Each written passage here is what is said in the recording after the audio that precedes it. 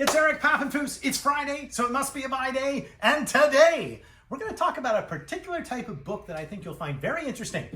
It's a type of book that flourished from about, 1850 to 1950, and it's called the trade catalog. And when you think about it, in the older days of manufacturing and industrialization, people would need to advertise their wares, and they would often do it by creating a catalog listing all of their products. So you can think about basically any type of decorative art that you can think of, Amanda, maybe pottery or silverware or metalwork or fashion, and each of those things would have catalogs from the various manufacturers. And they're considered ephemeral in nature because they would get sent out to customers, but they wouldn't really be saved.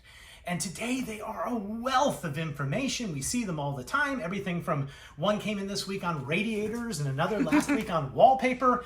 And they're just a boon for social historians or people who want to chart consumerism or the history of buying patterns or fashion in America. All those things were the trade catalog. But libraries didn't really keep them because they were issued newly, every couple years. And today they're hard to find. Now there's some great collections in the world, but I wanted to share with you a few so you could see what we're talking about. And they make wonderful items for sale. And I wanted to start with one that is particularly interesting. Take a look at this, Amanda. This is the trade catalog for a company called Metal Ceiling and Sidewall Finishes. It was the Penn Metal Ceiling and Roofing Company. Yes, now you're figuring out why I chose this catalog, right? Look up above you. Well, this is the catalog from 1903, which is about the time that the owners of the George's Pharmacy decided, we need a nice new tin roof for this building. There it is. And what did they do? They probably did they write to the Penn Metal Company? They might have. This is a Philadelphia Metal Roof Company, but there were others, so they might have gone to a different one. And they said, well, what do you have? And then you got this catalog in the mail, and it showed you all the different styles and types. Pretty good match. Go up one more time. Not bad. So you could figure out the ceiling plates. You could figure out the edge work, like up in there. You could figure out even how you might assemble such a ceiling and put the things together. And most of these trade catalogs, they have the costs associated with everything. Usually for this, it would be based on the square footage. And you would basically order by mail. And eventually your ceiling would look something like this. And this is actually very similar to what this building used to look like with the display cabinets and the built-in shelves on the side. Although I think that the George's Pharmacy did a nice job in selecting what they ended up selecting. Now you can see why something like this would be hard to save in a library, right? It's sort of an odd size.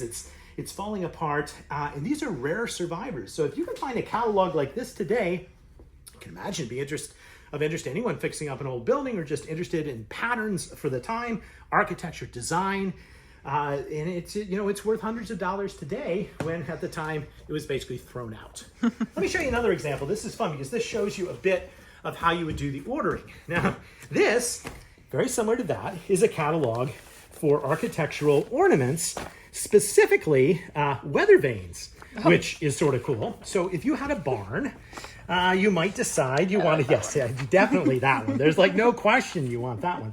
But there were lots of different choices. And inside this catalog is just this wonderful letter written by some guy from South Dakota who basically wrote and said he wanted to buy a weather vane. Maybe it was with a pig on it instead of a horse. And they said, well, I don't we don't have that, but here's a catalog showing what we do have. And a lot of these trade catalogs, which is what they're called, would also tout the factories. So they're also great examples of some of the original images of a lot of the factories. So look, here is the Mullins company right here, and that's their factory. Let's see where they were located. Oh, here they are, by the way. Here are all the employees out front showing off the cool statues that they've made. So they were based in Ohio, apparently. So that's pretty cool catalog. And that's how you would place your order and how you would get a catalog. Pretty neat. Now, as we move forward in time, so those are really right at the turn of the century. Let's say we move into the teens and 20s. They get a little fancier depending on what you were doing. And this was a neat one. I liked it because it was from Scranton.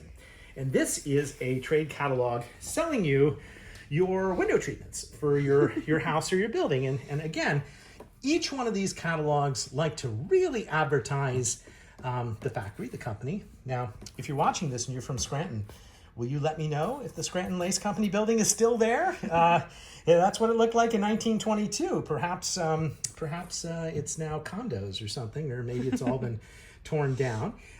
Here's the original mill building, so you get a little bit of history, and then you can see the growth in lace window treatments from 1908 to 1922. Now, let's say you're a social historian, Amanda, and you want to really understand interiors and design. This would be a pretty valuable thing, wouldn't it? And nobody's going to have it unless you happen to order some lace and keep this catalog. So you'd be really excited to get this. And then look at the illustrations. So they really upgraded. So by this time, they are doing the window treatments in color. And I'm just showing you some random ones. That may not be your style. It's not my style, but it's definitely 1920 style, right? So it's got samples, it shows the colors, it's got the ad for the Scranton Lace Company. There's just another one, even for a model kitchen.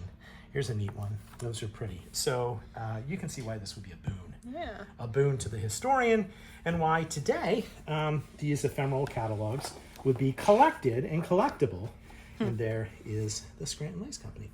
Didn't know Scranton was famous for its lace. I could Nor did I. think of a certain paper manufactured under Mifflin, but not the lace. Okay, I got a couple more. I just thought people would find these interesting. Yeah. I love them. This is, and these all just came in within the last couple of weeks. This is a trade catalog for eyeglasses. And I told you I had one for radiators, which I really liked, but I thought eyeglasses would appeal and watches would appeal to people a little bit more. Let me show you your choice in eyewear. All right. And I don't know. I think some of these are really quite snazzy, but also note that it has the pricing, so you can get your pricing. You can figure out what you'd want. You could also get your goggles, and you need your motoring goggles for your 1920s. Sure. Look at how expensive what is that? The Excellulite. Well, those goggles were incredibly expensive. $35, $50 for the junior aviator goggles. Well, it was a good business apparently. And this one's neat too because it comes still with the order forms. Look at that. This is a vintage Chicago company. You'd send it back into them with your return envelope. You'd order the types of glasses, and it even has stuff for wholesalers too, like dentists. You want to be a dentist? You be a dentist. There it is. And if you want displays for your merchandise, so that was really cool. I'm going to give you one more, and then I want to show you a different type of book. And this is neat because I don't always have the item advertised in the catalog, but we had a catalog come in with an artist, a little set for artists. Look, man, it's got the paints, and it's got a little place for brushes, and it was by Winsor and Newton. Those are nice. Here's the catalog for Winsor and Newton, and here is the ad for this. And it even shows that in this opening drawer, they're little ceramic dishes, right? And you could have bought that at a reasonable price. Wow. You can still get the ceramic dishes today if you're an artist. So pretty cool catalogs, pretty cool items. Let's end though with a type of book which we haven't discussed yet. And these are called mustard plaster novels. And they're also known as yellowbacks, Amanda. I just wanted to show you this because remember we talked a little bit about penny dreadfuls and how they were cheap printing and pamphlets. Well, these were also pretty much these are the first form of mass market books, because you would take a novel by somebody like Trollope or this guy Charles Lever, who was an Irish author, and they were published in normal cloth, but then they could also be published in really cheap cloth with this type of paper cover. It's basically a very breakable paper cover.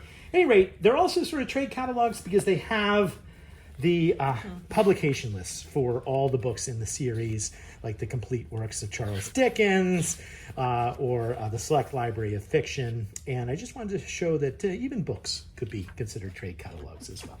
All right, we're going to end with a funny book. This one, I've got to say, is particularly funny. Here's a trade catalog. It's a modern one. Who knew that they still made them? But it's smocks. And I gotta say, it's every smock imaginable, and there's a need for smocks, for sure, but what I like about smocks is that they didn't have a big budget. So they basically said, come on outside, we're gonna film this thing. He's like, I can't see. Don't worry, we'll just take a picture. So the poor guy's closing his eyes, but he is advertising his smocks. So smocks are a funny trade catalog of the week. Thanks for watching. I hope you'll watch next week and every week for more adventures in the world of books.